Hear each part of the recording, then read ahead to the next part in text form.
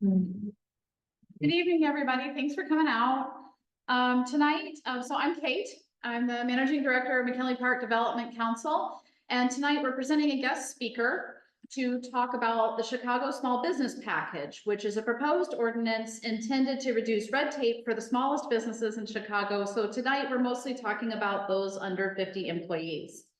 So I want to welcome all of you tonight. And for those of you who aren't familiar with what we do, I just want to tell you a little bit about MPDC and some of the work we have going in the neighborhood to kind of put this talk in context. So for example, here's our agenda. We're going to talk about 35th Street and then our speaker and then some upcoming events.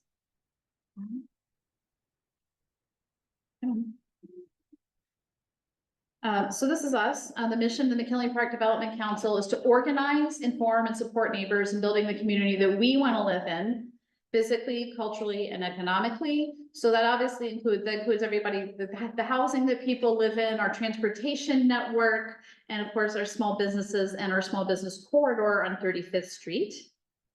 Our vision is to have a diverse and vibrant community of neighbors working together to shape our collective future. We have a diverse and vibrant community of neighbors here in McKinley Park.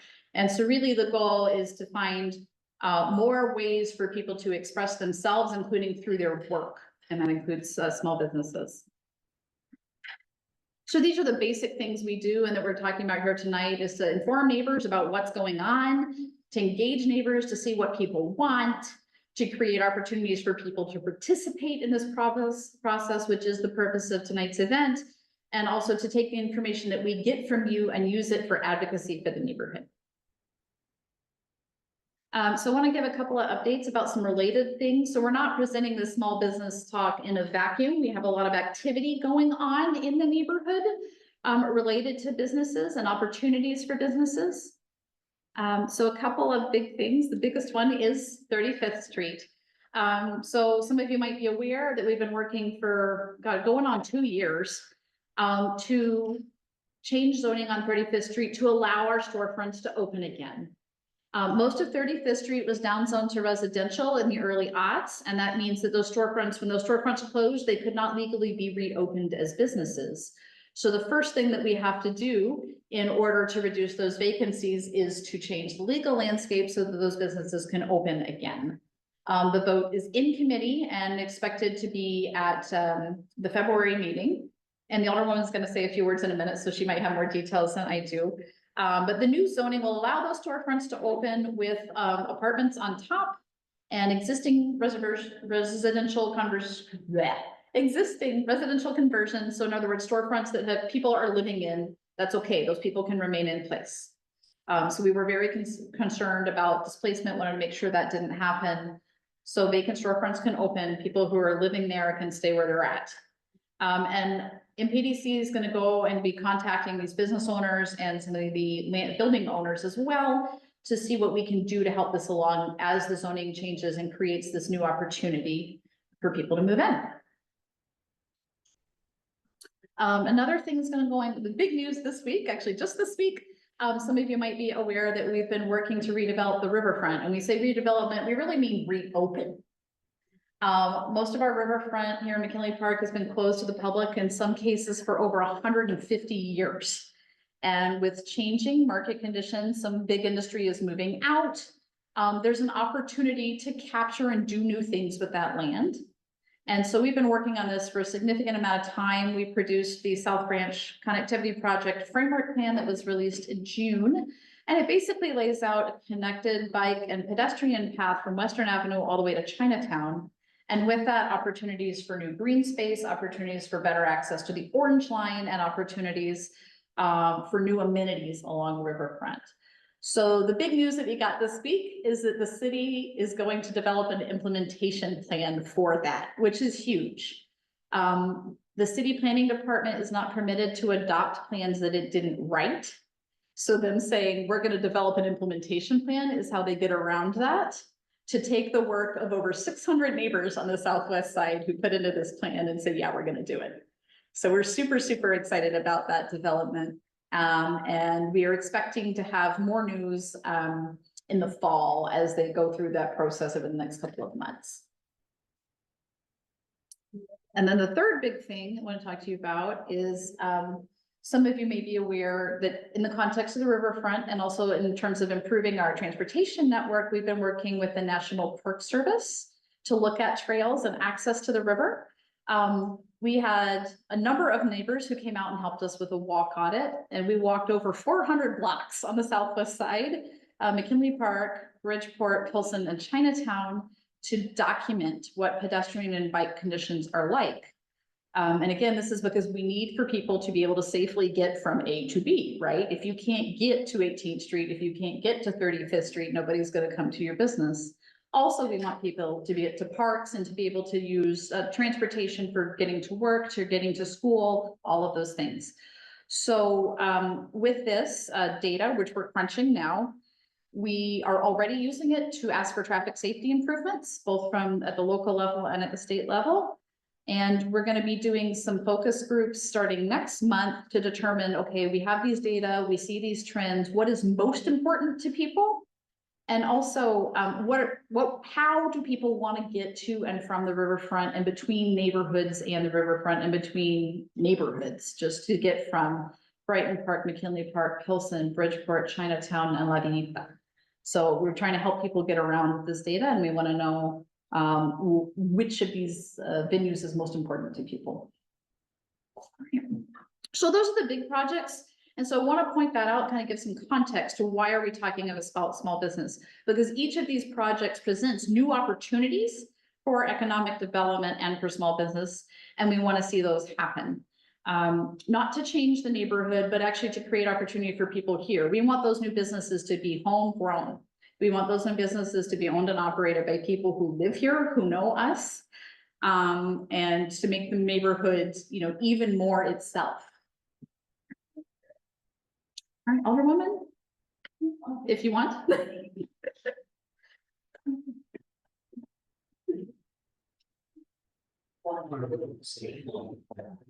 Standing here is great. Yeah. Hello, everybody. Good evening. I'm Alderwoman Julia Ramirez here in the 12th Ward. Happy to always be in collaboration with McKinley Park Development Council. Thank you guys for everything that you guys do. It takes a lot of work. There's always a lot of community engagement. So we're very appreciative of that. I do have here today my staffer, Sabrina. She is our business liaison at our office. It's been really important for us as we've been in office for a year and a half to work with MPDC in building out a Chamber of Commerce, right? So the Chamber of Commerce would help assist building that sort of like community, whether there's grants and opportunities. I think people really want to work together, and it takes the leadership like MPDC to build those things.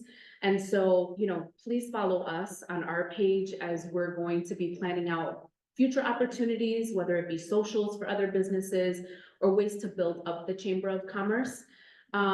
This is a really pivotal time to really be thinking about small business. As an elected official, we think a lot about the way commerce is changing. That is very real. I think post-COVID, small businesses are in deep competition with big, corporations. And you guys know who I'm talking about, mostly Amazon, right? And so we need to cut the red tape. That's why it's so important to build out the opportunity for us to stop ordering online, but getting out of the house, being able to walk or bike, building neighborhoods that, feel like we can still be connected to. And I think right now is still a really great opportunity because like Kate said, it's really important to build with the people that are here now.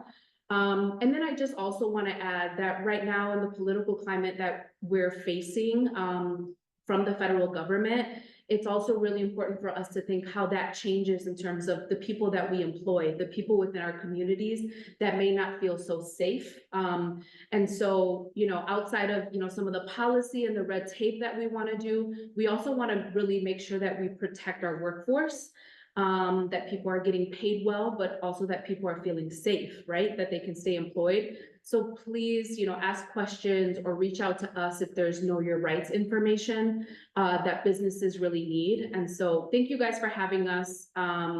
and building on the things that we all really care about. So thank you. Thank you, Alderwoman. And on that note, we do have Know Your Rights information available tonight for what to do if immigration officials come to your business and how to look out for your people when you do and do not have to cooperate. All right, and now our guest speaker, meet Elliot from the Neighborhood Revitalization Coalition. All right, thank you.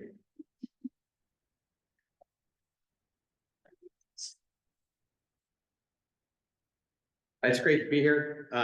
Thank you so much to MPDC for the invite to speak here. Alderman, thank you so much as well. So, you know, what I'm going to talk about right now is our efforts to streamline processes and cut red tape and empower local businesses and small businesses in the city of Chicago and to revitalize neighborhoods. And what Kate was alluding to earlier is something that we put together called the small business package. And I'll tell you about that. I should say, so I'm Elliot, and I'm the president of the Small Business Advocacy Council. I always jump right in because I'm really excited about our policy initiatives. But the SBAC is an organization that's been around for about 14 years that's laser focused on small businesses. I think the Alderwoman talked about large businesses a little bit, and they certainly have their lobbyists and they certainly have, you know, folks who are advocating for them. At the Small Business Advocacy Council, you know, we're really fighting and advocating for these smallest businesses. And we put together a Neighborhood Revitalization Coalition. And that Neighborhood Revitalization Coalition has like 40 business organizations from the north side, the south side, the west side, across the city. So it's folks like the Inglewood Chamber of Commerce and the South Shore Chamber of Commerce and the Little Village Chamber of Commerce, and Lakeview, Lincoln Park, Edgewater, Woodlawn. It's really just this wonderful group of place-based organizations that have come together to try to row the boat in the same direction. And that's really what it takes, is rowing the boat in the same direction. So through collaboration, through all sorts of efforts to work together, the first thing this Neighborhood Revitalization Coalition did was tackle vacancies. So, you know, one of the things you might see in your commercial corridors, up and down the corridor, is vacant property after vacant property after vacant property. And that is an issue throughout the city of Chicago, whether you're on the north side, the west side, or the south side. So what the coalition did is we came together and we tried to change that. And we worked on the state level to try to establish policies that ensured that property owners could not keep their properties vacant for an unreasonable period of time and still obtain a tax incentive for doing that. We struggled at the state level. We worked really hard. We had a bill. We had great bill sponsors. We worked at the county level as well. And then, you know, we found success with the assessor. And that's probably the place we should have found success, because the assessor is the entity that ultimately decides how much folks are going to pay in property taxes. So there is this tax break that's available. It's actually a reduction in assessment based on vacancy. And what we found is that there were these property owners that were owning that own these properties and were keeping them vacant year after year after year after year for all sorts of reasons and taking a reduction. So the assessor changed his policy. And now you can only receive a vacancy reduction for 2 years unless you're able to lease out at least a portion of your property. At the same time, you have to make a good faith effort to try to lease your space. So what we hope is that we're going to see some of these vacant properties transformed into thriving small businesses, because vacancies cause crime. Vacancies are eyesores in local communities. And when you talk about a commercial corridor and people wanting to walk up and down that commercial corridor, what they don't want to do is walk by vacant, overgrown properties where they can't see inside and they don't know what's happening. So that's sort of how this group came together. And after we had success, we started looking at other ways that we could support small businesses. So we did work on expanding what home-based businesses could do, using a little more space in your residence. We were able to pass an ordinance. Alderman Villegas was a champion of that ordinance. To make it easier for people to own and start a business in their home. And then came the Chicago Small Business Package, among other things. So I'll talk about what's in this right now. The first thing, so the package itself isn't an ordinance. The package itself is a laundry list of ideas that I didn't come up with. It was advocates that came up with it. So it was folks out here, it was folks in Little Village, it was folks across the city, it was folks in Lawndale and Lakeview that came up with these, and everybody is moving the ball in the same direction again on this. And I'm happy to say this small business package has been endorsed by 32 alders. And Alderwoman, I think you're on this as well. So thank you so much for that. And what's really wonderful about this is it's alders in the Black Caucus, the Latino Caucus. It's alders in the Progressive Caucus. It's alders that normally are very, very prone, that they're known as the business alders. They're all supporting the small business package. And there are 38 organizations that have endorsed the Chicago Small Business Package. So there's obviously a lot of support. And what I'll talk about the first thing is zoning. So zoning is a really, really big deal for businesses that are trying to start or expand in the city of Chicago. And one of the first things we're trying to tackle is the issue of getting a special use permit. So I'm not sure how many people know what it takes to get a special use permit, but first of all, you have to fill out a packet that is super thick and quite complicated. And I think many people would argue is very difficult for a small business owner to do. It may be very difficult for anybody to do without getting a lawyer. There's things like site maps and building elevations and a lot of other things that you have to provide, which certainly would make sense if you're building a big development, but might not make sense for that business that's trying to move into an area and open up a storefront, right? So sort of this one size fits all doesn't really work. But the biggest problem, or one of the biggest problems with a special use permit right now is you have to go to a hearing. So how the process works is the zoning administrator. So somebody at City Hall gets this big packet that a small business owner has to spend a lot of time and money filling out. And then that zoning administrator or somebody at the city council, at City Hall makes a recommendation about whether or not somebody should get a special use permit. And a special use permit is essentially being able to open a business in an area that's not necessarily zoned for a particular use. So on 35th Street, before you were able to hopefully get this wholesale chain, right? Let's say a business wanted to come in on the first floor on 35th Street, and it made total sense, and they would be serving the residents, right? They'd have to get a special use permit. So, the hearing process, so once a recommendation is made, right now this has to go to a hearing at the Zoning Board of Appeals. That hearing can take a long, long time to set up. There's a whole, like the rules of evidence governing these hearings.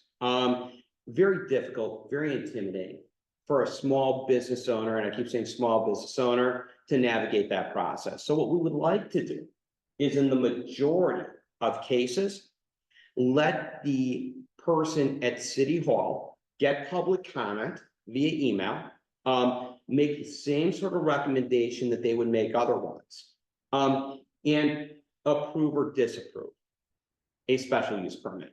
And you still allow people to weigh in exactly the same way. The ordinance does not impact the ability of people to get notice, to weigh in, but it would shorten the process.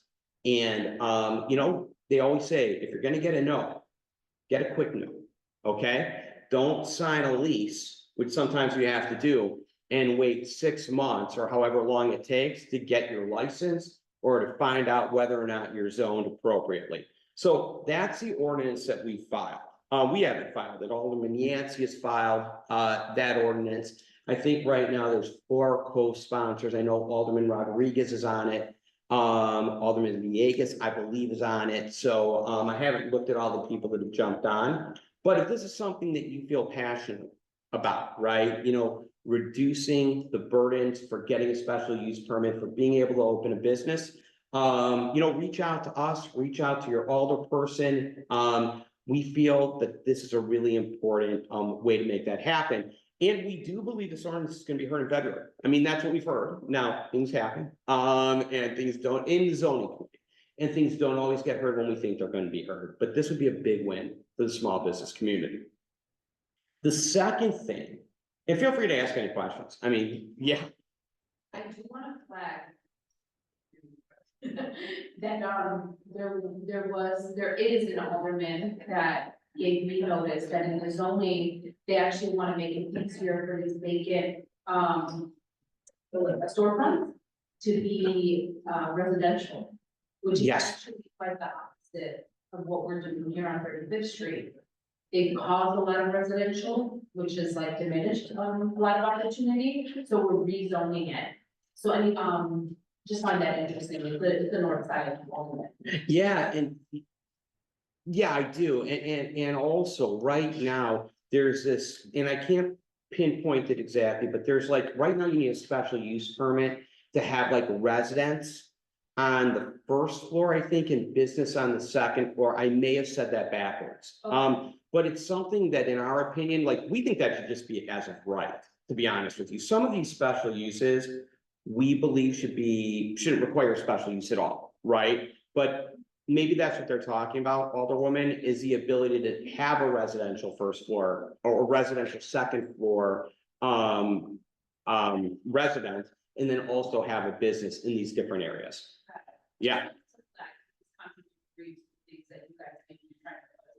Well, yeah, and really, a special use, it's really just about the special use. So whether or not, like, it may make perfect sense for there to be the ability for folks to have residences in something that's not zoned for that as well. It's really making it easier, regardless of what the special use is, within reason, right? As long as it's not a drive-through or a, you know, cannabis establishment or something like that, to not have to go through the hearing process. But thank you for flagging that for us, and we'll look at it as well. Yeah. And yeah, and please interrupt me anytime. Yeah, Kate. I spoke with the planning department about it, and because MPDC participates in several cohorts that are working on these issues, because it is an issue for housing affordability, right? Also that, you know, so in some neighborhoods, it could make sense, and so they're actually looking at ways to maybe possibly even create a new zoning type that would allow flexibility, but that's not the universe we're living in today. No, but that's great. I mean, the problem is, really in a nutshell, zoning is extraordinarily complicated in the city of Chicago. I mean, I've been working on this for a long time, and I talked to Kate tonight before this started, and I learned something I didn't know. And you know, I'll continue to learn things I don't know, because it is just so complicated, and there's so many different zoning designations and so many things that need special uses here and not there. I think really an assessment of the zoning regimen in general is needed to provide the type of flexibility that we need in 2025. You know, a lot of the rules that everybody's playing by are very arcane. So certainly when we're talking about Alderwoman, what you were talking about, right? Or what you just said, it's really, how do we just make this a more flexible process and an easier process, in a process where a business doesn't have to try to figure out whether or not they're properly zoned, or if, you know, the question is always, do I sign a lease and try to get a special use permit, or do I get a special use permit without a lease? I mean, that's almost an impossible proposition. So what I would love to see is advocates and city council members and everybody come together. And I know MPC is doing some of this, right? They're really taking a holistic view at land use and zoning in Chicago and saying, let's make Chicago more competitive and better for small businesses, because, you know, larger companies can afford to go through this process. I mean, it doesn't make it right. It could be easier for everybody. But small businesses, you know, the mom and pop shop with 10 employees that want to move in somewhere, I would say having to navigate a lot of this might be the difference between them opening and taking a pass. Yeah, so, thank you for bringing that up. The next thing that's sort of in the small business package is process improvements. So, one of the things you'll see here is we'd love to see inspections be done in a more timely fashion and with consistency, right? So we hear about this from small business advocates all the time. Different inspectors will come out and they'll say different things. It's a moving goalpost. That's more esoteric. A lot of that would have to be done administratively, perhaps through an ordinance, but that's one of the things that we're working on. The next is sidewalk cafes. So in our small business package, you'll see that we would like sidewalk cafe licenses to automatically renew each year unless they're alderperson has an objection. Now, I will say our position on that has shifted a bit, because Alderman Martin has proposed an ordinance, and we've done a survey on this, and we've talked to our Neighborhood Revitalization Coalition, and we have almost unanimous support for this. And that is make a sidewalk cafe license a 2-year license, right? So every single year, you don't have restaurants and eating establishments and bars and what have you running in, trying to get a special use permit in January, hoping they can open by March or April. And look, it was 50 degrees today. So, you know, you never know when it's going to be warm. So that's one of the things we're working on as well. Another ordinance that's on the books is for PPA licenses. We did a survey on that. Alderman Martin has proposed an ordinance that would allow an additional pool table in an establishment without getting a PPA license. I mean, right now, if you have more than one pool table in your establishment, you have to get a PPA license, and would allow. That's sad thing is I can't read anything without my reading glasses.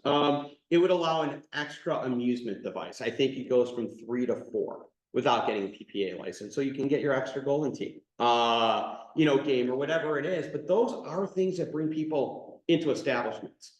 And you don't want to have to try to get a PPA license. I mean, so these ordinances we think are going to hit soon. And again, if you'd like to get involved, let us know, let Kate know. I mean, whatever way you want to weigh in on this, alders want to hear from the public. They want to hear from you and, hey, this is going to help my business. This is going to help my restaurant thrive. So these are some process improvements that we're working on as well. And then, we've talked a lot with a lot of businesses about technology and technology improvements. I think there's a lot of discussions going on at the city about, one simple thing is allowing the Department of Building should offer both online and paper options to get a building permit. So, there are people that are still going to prefer paper, like we heard from alders, and they said, look, our constituents, they're not on technology all the time. So they still need to come to City Hall. But for those folks that would like to fill out a form online, as opposed to, going downtown and going to City Hall right now, like that's a 3-hour trek. And you got to find parking or you got to take public transportation to get there. Let's make things easier for businesses as well. Couple more things that's on the Chicago Small Business Package. One is debt checks and holds. We hear so much from businesses, especially on the South and West Side, to be honest, that they go to get their business license and something that happened 7 years ago, maybe their cousin borrowed their car, got a ticket. They didn't even know about it. Nobody's tried to collect, and they go to get their license and they can't get their license because they owe the city debt from the parking ticket or an old water bill. And a lot of times what we've heard is it's just wrong too. And then people spend so much time trying to fix the problem. Again, they can't get their license. I mean, we're talking about just getting a business license, right? So you can open. We'd really like to see the city address that. I think there's some movement there with City Wallet. But this is something I hope City Council can look at. I hope administratively they can look at this. And nobody's saying to forgive that. what we're saying is let people pay off their debt as quickly as possible. And perhaps without penalties, if they haven't heard anything for 7 years, and I'm making this up, of course, about a parking ticket that somebody else got a long time ago. So that is something that our stakeholders have asked to be on the Chicago Small Business Package. And then it's really simple communication. One of the things we ask for is to establish a firm policy that all license denials are explained to the folks whose licenses have been denied, for the simple fact that if they know what they did wrong, they can fix it. So that's one of the things we're looking for. And I know it's a lot to ask. I know the city, like everybody else right now, is understaffed. But you know, it would be nice if businesses had a point guard. What we hear, and you probably hear this as well, is a business will go to City Hall and they'll get information one day, and they'll talk to somebody else.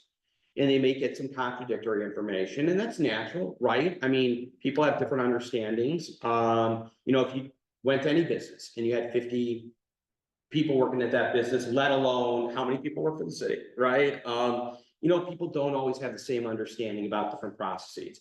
But if you had a point guard assigned to a large number of businesses, but at least one person for people to talk to, that would be really meaningful. Again, trying to expedite processes here in the city of Chicago. So that is the Chicago Small Business Package. You know, we're looking to move as much of this as possible. The Neighborhood Revitalization Coalition meets on a monthly basis. And, you know, every time we meet, we hear more. You know, when we host folks, so we'd love to have you, Alderwoman, at some point. You know, we're going to talk to Alderman Vasquez about the transparency work that he's trying to do with the budget.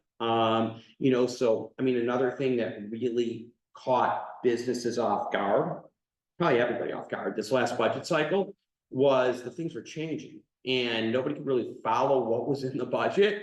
And we were trying to, I mean, look, it's tough enough to keep up with everything going on in the world today. I mean, you know, you get a snack, and if you go on whatever your favorite news station or you know, internet thing is, you know, so many things have happened, you're already behind.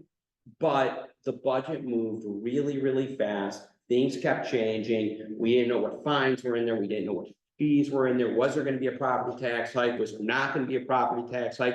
There's got to be a better way to do that, right? So not only Chicagoans, but alders and you know, groups like this know what's happening and at least have an opportunity to weigh in. You know, we might not get what we want, but we should at least know what's happening and have the opportunity to speak about it and talk about it. So these are some of the issues that our organization is addressing on a consistent basis. So I don't know how I'm doing time-wise. Okay, you want to take some questions? Sure, absolutely, I'll take questions.